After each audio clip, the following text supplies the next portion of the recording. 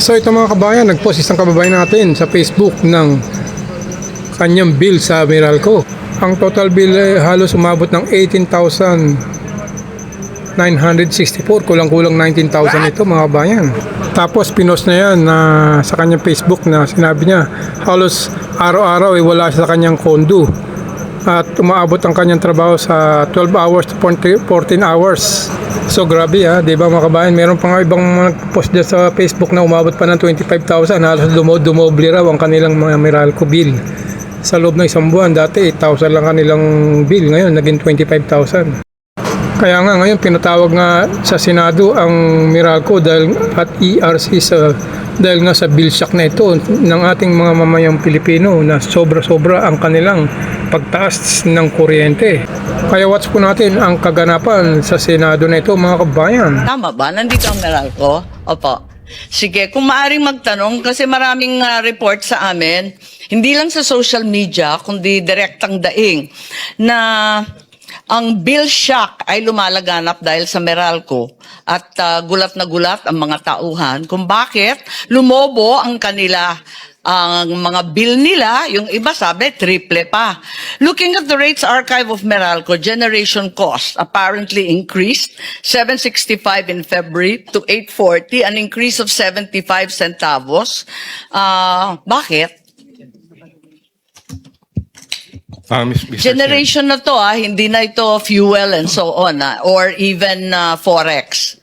Generation cost. Ba't lumobo? Yung sa generation cost po, affected din po yan especially for the April generation charge. Ang pinakamalaking factor was the depreciation of the peso. Yung pag-generate po ng power, kumukonsumo po yan ng fuels, and the fuels that are imported are dollar denominated.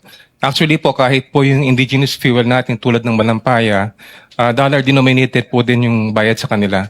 So every time mag-depreciate yung peso, lumalaki po yung peso equivalent ng cost ng fuel na yun. So Imported din sa malampaya kahit sinasabing indigenous source. Indigenous po siya, kaya lang yung presyo po niya is in dollars po. Yung isa pang sinasabi nyo, lumaki yung transmission cost from 123 to an increase of 23 centavos. Bakit yung transmission nadagdagan din? Ang pinakamalaki nagpapagalaw po ngayon ng transmission cost ay ang cost of ancillary charges.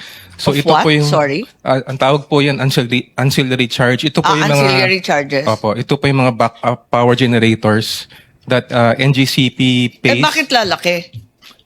Hindi pa naman ginagamit. Di ba naka-standby lang naman yan. Di pa ginagamit. Bakit kinokobra na sa consumer? So unfortunately, ma'am, I'm not in a position to describe exactly what happened no sa ancillary cost. We just received the bills from NGCP and maybe... Kaya hinihingi ko nga na i-breakdown to kasi nakakapagtaka. Tapos may system loss charges. Bakit dumami ba yung systems loss?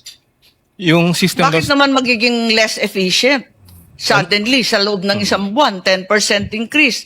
May pilferage ba kayo? Lumaganap ba yung pilferage nung uminit ang panahon? Di ko mag-gets Yung system loss po, dalawa pa yung component niyan. Yung kilowatt hours na nawala, pati yung presyo po ng kilowatt hours na yon.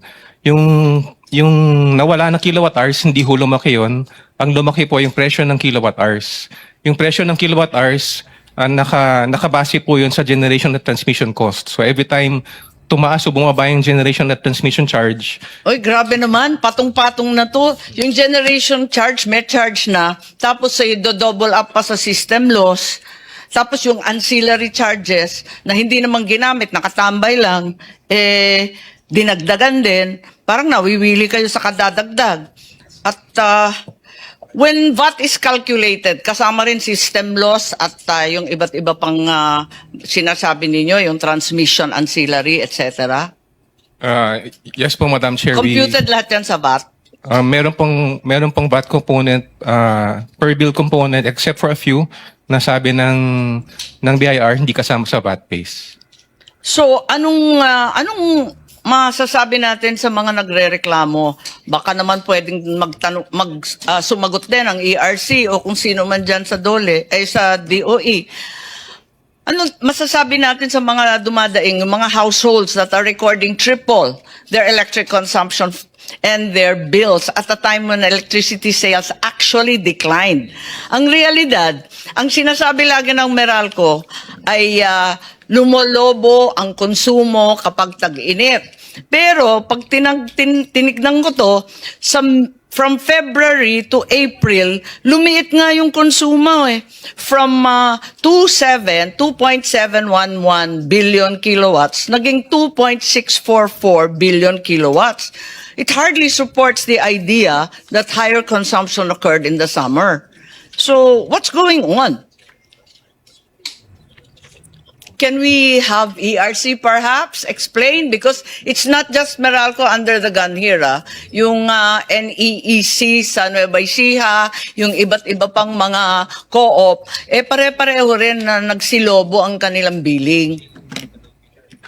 Yes, Mr. Chair, and we state for a fact that yung mga singil generally nagsipagtaasan, brought about by the increase doon sa pinakamalaking component, which is the generation charge. And as mentioned, because yung transmission charge natin, nakabundle pa dyan yung cost ng ancillary service. So pagka mayroong increase sa generation cost or sa ancillary service, nagkakaroon din ng increase sa transmission. Insofar as the regulated rates, yung distribution wheeling mismo at saka yung transmission wheeling mismo, hindi po masyadong gumagalaw yan kasi yan ay depende doon sa rate approval na ibinigay ng ERC after a Sabi rate mo, hindi proceeding. gumagalaw pero lumulobo nga Kaya po, yung mga component po na gumagalaw buwan-buwan tulad ng generation, O yung generation. Yun po. O yung sinabi na ninyo, pati sinabi ninyo, yung transmission. Okay. opo, tapos po, dahil nakabase yung VAT doon sa total na generation cost, doon po na-apply yung VAT. Kaya't kung tataas yung generation cost, tataas din yung VAT on generation. Pero bakit aabot naman sa triple to? Sobra-sobra naman. At saka ano ba ang magagawa ng ERC para mabawasan naman to? Pwede ba tanggalin na muna yung mga systems loss? Hindi naman nadagdagan yan. Pati yung transmission cost, hindi naman totoong nadagdagan yan. Can we just keep it down? Yes po, over the years, naibaba na po natin nga yung cap, which is the allowable No, system I'm loss talking cost. about the present crisis that we are confronting. Para makatulong lang naman. Doon po sa mga pag-mitigate, nagkaroon na nga din po tayo ng mga rate actions tulad nung sa Meralco to accelerate yung implementation ng kanilang refund to at least realize an additional rate reduction that can offset yung pagtaas po ng kanilang generation charge. Meron na bang na rate reduction na Meralco or other co-op? Yes po, pagdating doon sa accelerated na Kailan? rate Kailan? refund, Saan? that will take effect Magkano? po starting this next billing. Inihabol po talaga namin yung decision dyan ng How much commission. can we look forward to? Pagdating po sa mga residential customers, may mga karagdagang around 20 centavos, 22 centavos para po lalo pa yung mga residential. Anong tawag dyan? Yan deduction na yan. Opo, that is a separate line item na rate reduction because of the refund based on Pero refund yan, di ba? Opo, rate refund siya brought about by the confirmation by the ERC of the implemented rates of Meralco for July 2022 to 2024 and comparing it with the computed average, actual average, weighted average tariff of Meralco. So yun po yung naging basis kaya siya pinagsoli. Right now may natitira na 14 billion. May isang nagsulat at nagrereklamo na yung total, yung subsidies ang sinagot sa kanya. Lumaki daw yung bill niya pagkat daw yung dinagdag yung mga total subsidy. Wala maisip na bagong subsidy pagkat total subsidies really only account for 1 centavo per kilowatt. Is it too much for power distribution utilities to pay for this? Rather than passing it on to consumers. I know that ERC approved, perhaps, did you approve their pass on for both subsidies? First, the Lifeline. Opo, base po din yan kasi doon sa expanded Lifeline program na ipinatutupad natin based on Tapos the ang law. based Opo. on the EPIRA O, na EPIRA, allows as- subsidies to be charged. Opo, as amended and as extended by subsequent Pero legislation. hindi ba kaya? Maliit lang naman to. Ang liit-liit naman ng Lifeline na yan. At nasabi nga, 135,000 lang naman, 8 million lang naman yan every month. Hindi ba pwedeng i-absorb na ng Meralco yan? Iba-iba din po kasi ang ating mga distribution utilities. Meron din tayong mga electric cooperatives na kung saan ang Hindi, kanilang sana manguna taripa- na yung Meralco. Siyang pinakamalaki. Of course, kung sila po voluntaryo kasi yung mga ina-approve Tinatanong naman ko lang. nating singil Eh, para sa napakahirap na ng buhay eh. para sa distribution charge, ito naman ay po pwede na ating ikonsidera na maximum that they can Alam implement. ko, But there is- Attorney Juan, kasi pinirmahan mo, inapprove ninyo eh. Pinayagan ninyo. Tapos yung senior citizens, the same mechanism. All subsidies to be passed on, ano? Eh, maliit din lang yung senior citizen. Hindi ba pwedeng absorb na lang ng ating mga co-op? Ang tagal-tagal na ng EPIRA law na yan eh. Kailangan siguro pagbabago na. What do you think? Hindi ba pwede isipin yon? Kasi yan ang tinuturo na dahilan Tama. kung bakit lumalaki yung bill nila. Eh, ang liit-liit lang nun eh. Kasi po, lahat naman ng mga programa, yung mga discounts, yung subsidies, ito po kasi ay may cost para sa distribution utility. No, we understand that, but we're in the process of problem solving. Pilit nating hinahanapan ng solusyon na gumaan ng kaunti ang hirap ng tao, di ba? Eh, yung mas may kakayahan na sumagot nitong mga bills na to, eh syempre yung mga co-op at ang Meralco. Tinatanong ko lang naman, pwede bang amyendahan na natin ang EPIRA, pati yung senior citizens, para at least hindi na i-pass on at pampabigat sa ating mga consumers? Wala, Meralco. O kaya nga, tapos na. Yun na lang. Hindi, yung Meralco sasagot po. Madam Chair, ERC, pirma lang kayo ng pirma eh.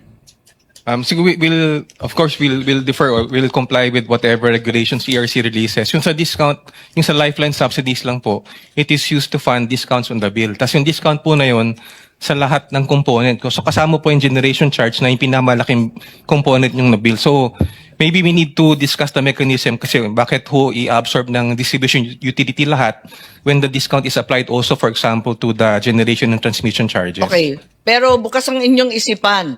Kayo na lang magtawaran ng ERC. Ha? Kasi pati yun, pinagdidiskitahan ngayon eh at sinasabi na yun daw ang pampabigat.